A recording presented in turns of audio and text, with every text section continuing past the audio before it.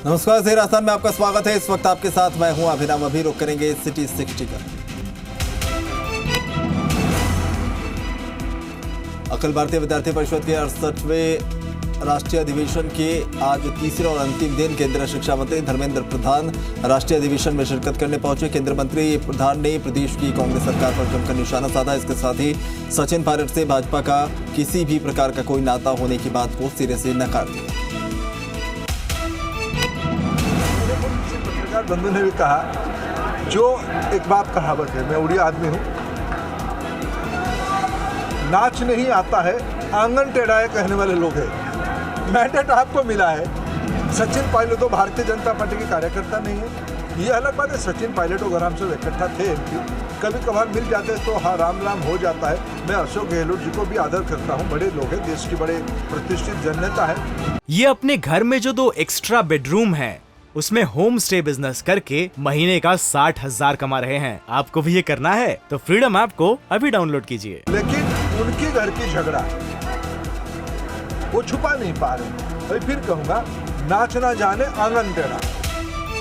राजस्थान आएंगे बीजेपी के राष्ट्रीय अध्यक्ष जेपी नड्डा। 1 दिसंबर को जन आक्रोश यात्रा को दिखाएंगे हरी झंडी। सतीश पुनिया की अध्यक्षता में बड़ा आयोजन। राज्यपाल कलराज मिश्र ने गोविंद देव जी मंदिर में भगवान के 56 भोग झांकी के दर्शन किए। उन्होंने गोविंद देव जी की पूजा अर्चना कर देश और प्रदेश की सुख समृद्धि और खुशहाली की कामना की। राज्यपाल कलराज मिश्र सपत्नीक गोविंद देव जी मंदिर पहुंचे और दर्शन किए। भारत जोड़ो यात्रा 11 दिसंबर को सवाई माधोपुर पहुंचेगी। भारत जोड़ो यात्रा की तैयारियों को जायजा लेने के लिए कांग्रेस प्रदेश अध्यक्ष गोविंद सिंह डोटासरा सवाई माधोपुर पहुंचे और राजस्व मंत्री रामलाल जाट, मंत्री संदीप चौधरी और सवाई माधोपुर विधायक और सीएम सलाहकार दानिश अब्रार के साथ यात्रा की तैयारियों का जायजा लिया। झुंझुनू की चिड़ावा नगर पालिका में वार्ड संख्या 5 के उपचुनाव में निर्दलीय प्रत्याशी बाबूलाल सोलंकी ने बाजी मारी। बाबूलाल सोलंकी ने अपने निकटतम प्रतिद्वंदी रामकुमार को 111 मतों से पराजित किया। बारां जिले के अंता में हुए नगर पालिका उपचुनाव में भाजपा प्रत्याशी नंदकिशोर नायक को 169 वोटों से विजय घोषित किया गया। मतगणना के दौरान भाजपा प्रत्याशी नंदकिशोर नायक को 491 वोट मिले। वहीं कांग्रेस के देवी शंकर मेघवाल को 322 मत पर ही संतोष करना पड़ा। मैं सदा से समाज सेवक रहा हूँ और समाज सेवा करने के लिए ही मैं इस फील्ड में आया हूँ। बहुत योगदान रहा है, सबने मिलकर सहयोग किया है बराबर। और उनसे भी ज़्यादा वार्ड के वासी जो हैं, मुझे पूरे 918 मतदाताओं का विश्वास है। मुझे सबने जल जीवन मिशन में 2500 करोड़ के भ्रष्टाचार का मामला उजागर। अलवर सांसद बाबा बालकनाथ ने किया दावा, हर घर जल पहुंचाने वाली केंद्र सरकार के जल जीवन मिशन में हो रही गड़बड़ी। ये राजस्थान सरकार और इसके नेता, इसके विधायक इसमें भ्रष्टाचार कर साथ ही साथ लोगों को पानी पिलाने से वंचित रखकर अधर्म करने का काम कर रहे हैं। क्योंकि ये पानी का पिलाने का काम अगर क्षेत्र में हो जाएगा, लोगों के घर में पानी पहुंच जाएगा, तो लोग आशीर्वाद और धन्यवाद माननीय प्रधानमंत्री जी को देंगे। उससे दूर रखने के लिए इन लोगों ने जानबूझकर इसके काम को रोकने का भी काम किया है और साथ ही साथ में इसमें व्यापक रूप से भ्रष्टाचार करने का काम भी राजस्थान सरकार कर रही है। नगर निगम जयपुर हेरिटेज के वार्ड संख्या 66 में हुए उपचुनाव में बीजेपी के घनश्याम टेपन 978 वोट से विजयी हुए। 25 तारीख को वार्ड पार्षद के लिए मतदान हुआ था। रिटर्निंग अधिकारी राकेश मीणा ने बताया कि भाजपा के घनश्याम टेपन को 2844, कांग्रेस के रोहित नावरिया को 1201 और निर्दलीय प्रत्याशी सुरेश बिवाल को 1866 वोट मिले।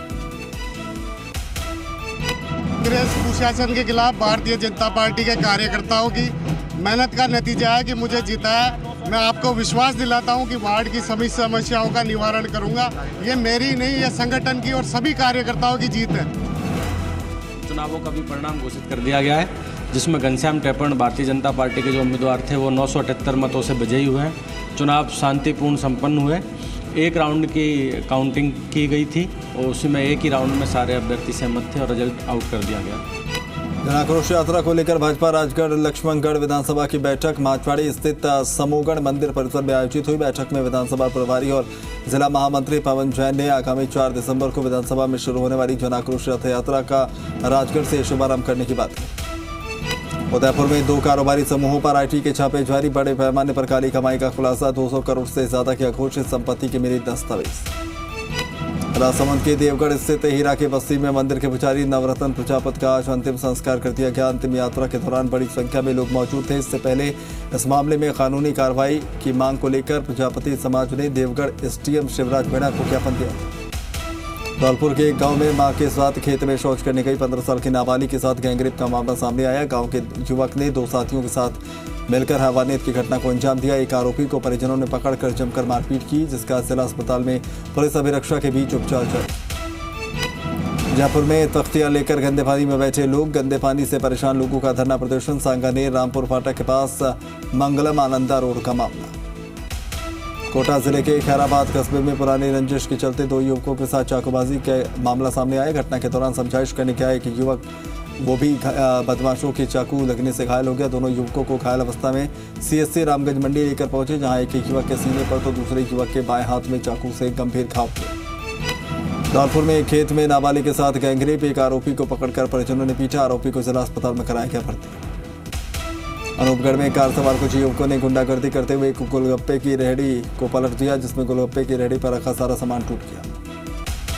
धौलपुर जिले के उमरे गांव में भैंस विवाद को लेकर झगड़े का मामला सामने आया। इस झगड़े में उमरे गांव के 1 दर्जन के करीब लोग लहूलुहान हुए। बूंदी के कापरे नगर पालिका के वार्ड संख्या 1 से चुनाव जीते पार्षद अब्दुल फरीद के निजी गांव में मतदाता सूची में नाम होने की शिकायत करते हुए वार्डवासी मनोहर सिंह राजावत ने थाने पर रिपोर्ट देकर कार्रवाई की मांग की। सीकर के फतेहपुर कोतवाली पुलिस ने अवैध हथियार रखने के आरोप में 2 लोगों को गिरफ्तार किया। पुलिस ने आरोपियों को बालाजी मंदिर के आगे से गिरफ्तार किया। झुंझुनू की चिड़ावा पुलिस ने धोखाधड़ी कर 1 करोड़ 43 लाख रुपए की ठगी करने के आरोपी मुकेश सिंह को प्रोडक्शन वारंट पर गिरफ्तार किया। ये अपने घर में जो 2 एक्स्ट्रा बेडरूम है, उसमें होम स्टे बिजनेस करके महीने का 60,000 कमा रहे हैं। आपको भी ये करना है तो फ्रीडम ऐप को अभी डाउनलोड कीजिए।